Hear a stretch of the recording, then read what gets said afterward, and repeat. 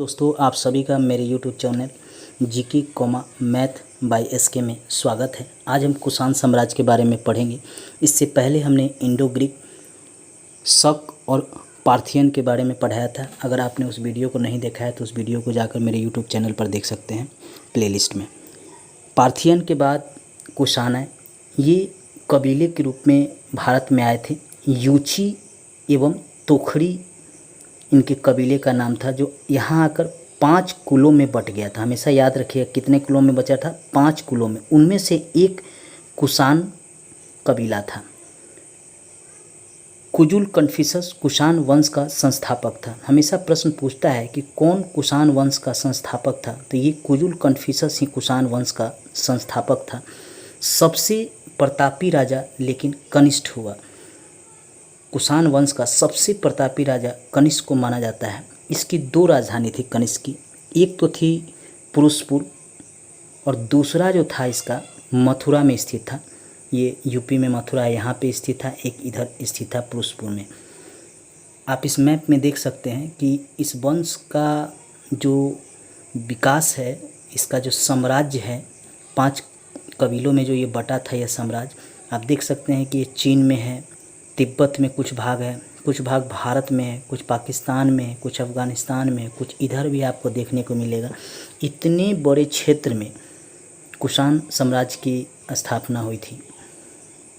कनिष्क के शासनकाल में जब वह शासक बना यानी गद्दी पर बैठा, तो 78 ईसा पूर्व में एक संवत चलाया था, शक संवत, जिसको भारत सरकार आज प्रयोग में लेता है। इस शक संवत को उसी के काल में यानी कनिष्क के काल में ही चौथी बौद्ध संगति का आयोजन कुंडल वन में हुआ था, जो वर्तमान में कश्मीर में है, यहाँ पे है। और इसके जो अध्यक्ष थे वो वसुमित्र थे, उपाध्यक्ष थे अश्वघोष थे। हमेशा ही प्रश्न पूछता है कि भारत सरकार जो संवत उपयोग में करता है वह कौन चलाया था, तो यह कनिष्क चलाया था 78 ईसा पूर्व में शक संवत।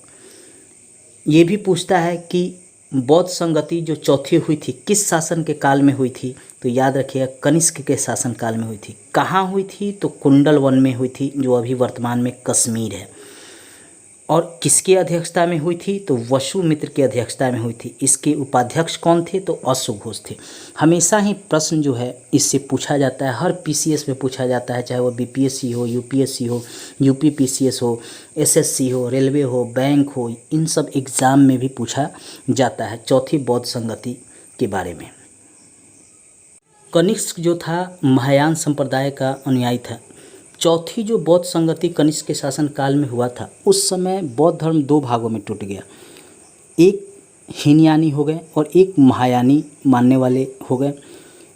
महायानी संप्रदाय को जो मानते थे उनका आदर्श बोधिसत्व था, जबकि हीनयान को मानने वाले का आदर्श अरहत पद था। उसी में कनिष्क ने महायान संप्रदाय को अपनाया था। हमेशा प्रश्न पूछता है कि कनिष्क किस संप्रदाय को मानता था, तो महायान संप्रदाय को मानता था।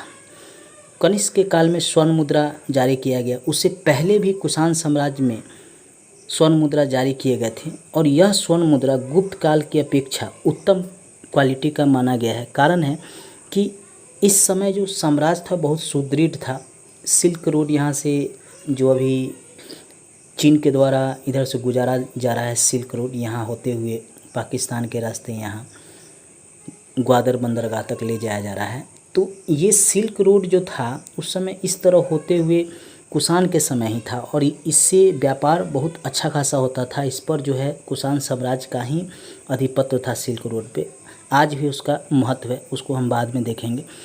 स्वर्ण मुद्रा इस समय जो जारी किया गया था कुषाण साम्राज्य के द्वारा, कुषाण शासकों के द्वारा, वह गुप्त काल की अपेक्षा उत्तम किस्म का था।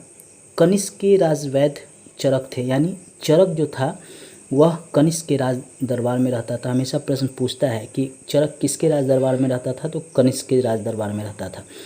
चरक ने एक पुस्तक लिखा था जिसका नाम था चरक संहिता। कई बार पूछा गया है कई एग्ज़ाम में, चाहे वह पीसीएस हो या एसएससी हो, बैंकिंग हो, रेलवे हो, या टीचर का कोई भी एग्ज़ाम होता है तो उसमें यह पूछ लेता है, अगर इतिहास से प्रश्न रहता है तो। वसुमित्र ने भी एक पुस्तक लिखा था जिसका नाम था महाविभास सूत्र, इसको याद रखिएगा, कई एग्जाम में ये भी पूछा जाता है।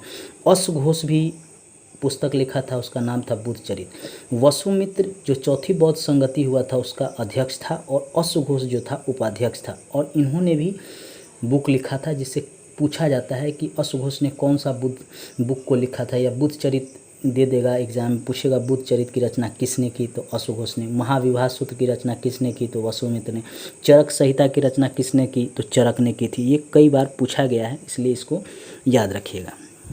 नागार्जुन को भारत का आइंस्टीन कहा जाता था।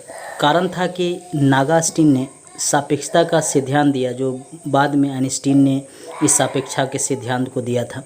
कनिष्क के दरबार में वसुमित्र, पार्श्व, नागार्जुन, महाचेत, संघरक्षक और चरक रहा करते थे। हमेशा पूछता है कि कनिष्क के दरबार में कौन कौन रहा करते थे, तो इन सभी को याद रखिएगा। कनिष्क की मृत्यु जो है 102 ईसा पूर्व में हो गई थी। कुषाण वंश का अंतिम शासक जो था वासुदेव था, यह भी याद रखिएगा। पूछता है कि कुषाण वंश का अंतिम शासक कौन था, तो वासुदेव था कुषाण वंश का अंतिम शासक।